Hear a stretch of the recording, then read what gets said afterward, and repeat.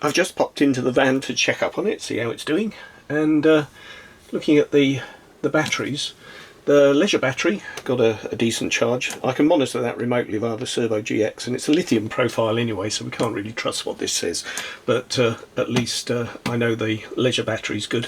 But look at this, 11.5 volts on the engine battery. That's really low. Now I've got a battery master connected, which I had thought I'd connected across the correct terminals, but I've obviously done something stupid.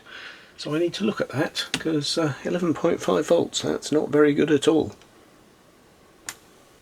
So what I've done is incorrectly assumed that that leftmost connector there is actually, the red one, is connected to the engine battery, and it's not.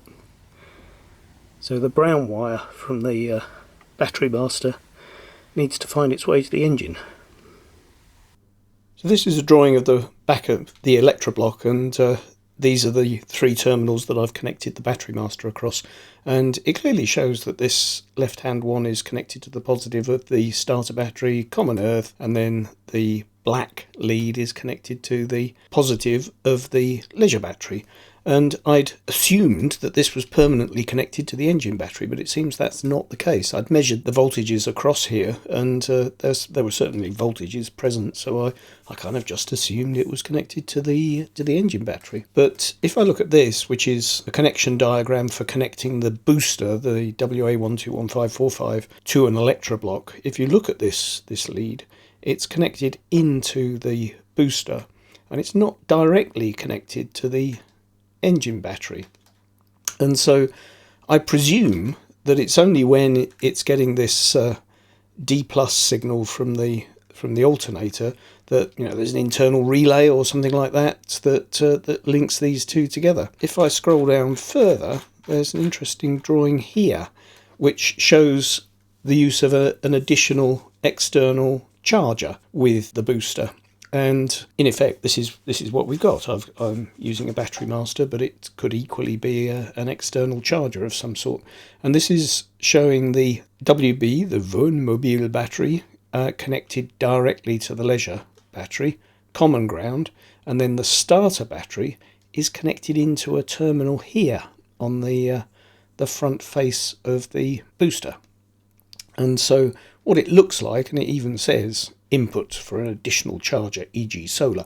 So what it looks like is that this is a way of connecting into the starter battery directly, and hopefully doesn't rely on the signal from the alternator. And this is a picture of the side of the booster, the WA121545, and you can clearly see there are a couple of 6.3mm spade connections there. So I need to get a meter on those and see if they look like engine battery voltages.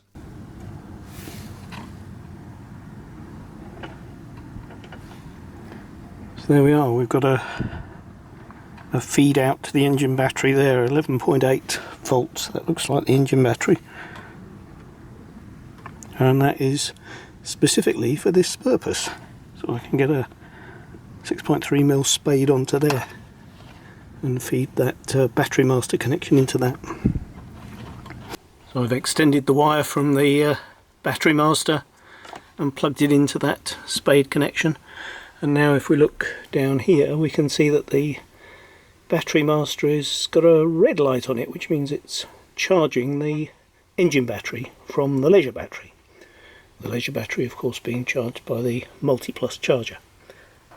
If I look at this, I can see the engine battery is already up at 12.2 volts, which is looking a lot healthier than 11.5. So yeah, all good, my mistake, but I've corrected it.